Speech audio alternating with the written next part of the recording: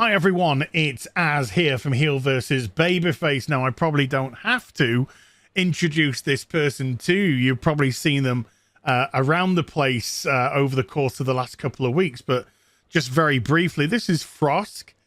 They are presenter on the new G4, which let's just say has not been taking the world by storm by any stretch of the imagination.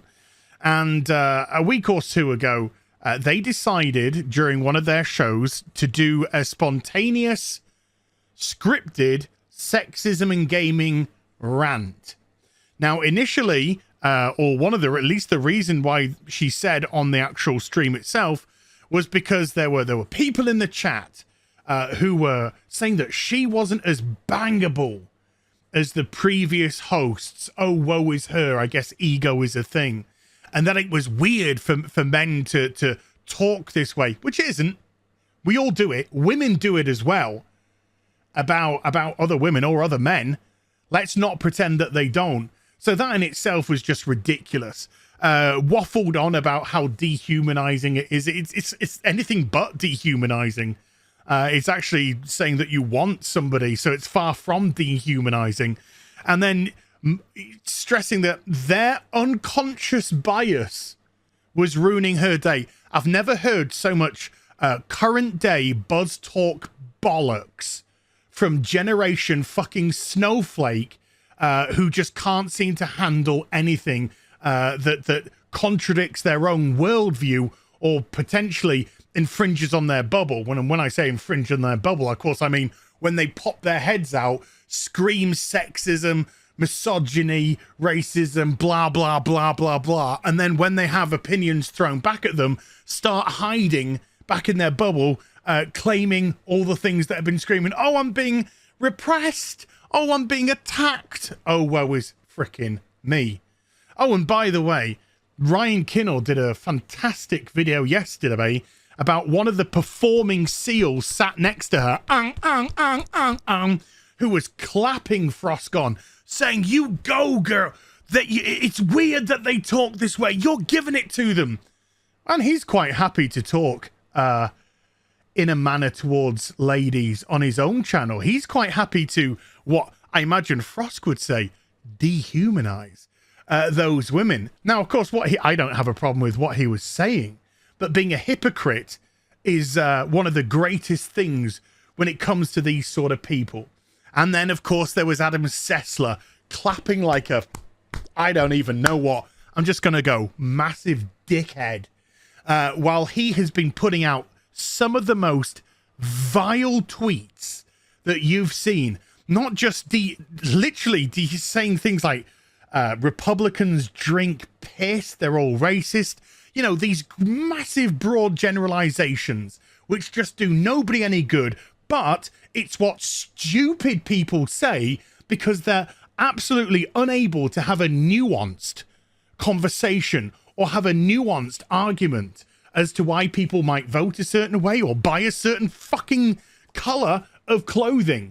It's absolutely irrelevant. But he was going like that. And not only that, he just said the most disgusting things about his own family. His own family. Not caring if any of them passed on if they voted a certain way. How absolutely disgusting is that? But these are the people who are running G4.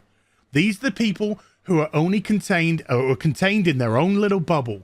And meanwhile, after Frost did her whole rant and they all clapped and it didn't take too long for people to do some digging on her. And she proved has proven definitely to be one of the most toxic people in gaming. This is one of these people that gains, I mean, look at this picture. That picture just screams self-importance, doesn't it? But this is one of these people who goes into an industry and then says, oh, how can I grift off this? A true grifter. How can I make myself important? Oh, I know. I'll play the race card, the gender card, the sex card, the all of those sort of things. One of those people.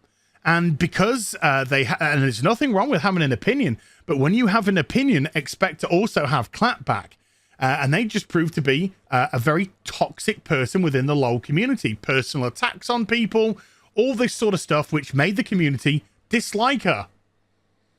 But instead of take responsibility for what they actually said, no, they would respond, and I've gone through multiple articles, with vile comments to the community. So this is a person who's not particularly well liked. This is a person who has their own little sphere to deal with, and they're unable or unwilling to accept responsibility for what they say. It also became knowledge that this sexism gaming was actually a deflection tactic due to the fact that people at G4 write for the presenters. The presenters don't actually play the games, or they play them in part, and they only contribute a small amount to the actual review or whatever. So she was saying a lot of misinformation. Not just misinformation about exclusives, which they just try to bundle it up in, but no, misinformation about what's going on with Microsoft and Sony, with reviews in games, all this kind of stuff. So a lot of stuff going on. But when somebody writes for you, and you're the mouthpiece for that, you therefore become responsible for what comes out of your mouth. But unwilling to do so, and not only that, shone a light on the fact that they don't do it themselves. They revealed that the presenters don't actually play the games themselves, or as I said, in a very small part. So if they do that, how on earth can they have a proper opinion? And if somebody writes it for them, why isn't that person who wrote the review, because they did play it, doing the actual presenting themselves? Now, one of the excuses that Frost gave was that there's just too many to play, so we have to divide and conquer. We're talking about fucking video games. Video games. We're not talking about frickin' science. We're not trying to find a cure for cancer here. We're just trying to play some bloody video games and getting an opinion out about them. So that in itself was absolutely ludicrous, but they've got plenty of time to make videos about foraging for mushrooms and prancing about like minces doing their D&D, because there's no original ideas at G4, because when G4 used to be on, back in the day, they were innovators. Now they just copy. Oh, Critical Role's having success with D&D. Let's do some D&D. Everything about what made G4 fun in the past seems to have been swallowed up and gone, and replaced by vile activists and unoriginality. So how on earth do you expect the video view for this to be any good? The video views are dire, considering this is a 500,000 subscribed channel, and not just 500,000 subscribed channel, but has the branding of G4. So, what else have we got? What else have we got? Well, Frosk yesterday decided to put out a, I don't know quite what you would call it, an invitation, shall we say, where she said, hey, if any of the drama chaser channels want to talk, then click this link and apply. Fucking apply. Have you seen the ego on this bint? Apply to have a conversation with me, and my manager will go through and we'll pick some.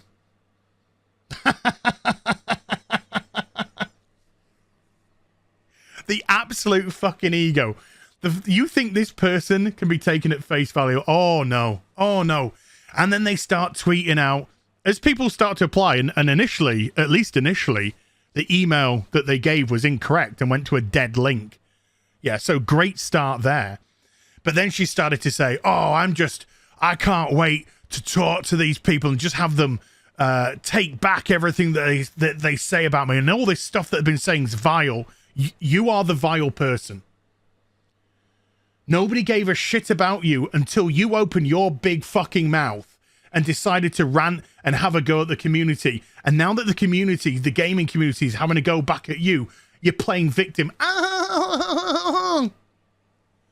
You don't think about the consequences that it has for the rest of the people working at G4. And I'm not talking about Adam and Kevin and the presenters. They can fucking look after themselves. I don't give a shit. I'm talking about the people at the back, the writers, the producers, the camera people, all those kind of people that you don't care about, because Frosk is just all about herself and herself alone. And the fact that she might have jeopardized their jobs with her rants and her continued baiting. Because if I now scroll down, you will see that she has deleted her tweets. Tweets deleted. Tweets and replies deleted, deleted, deleted. It's all fucking deleted. All deleted. Media deleted, deleted, deleted, deleted, deleted, deleted, deleted, deleted. All deleted. So what happened? As I scroll down, all deleted, deleted, deleted. What happened?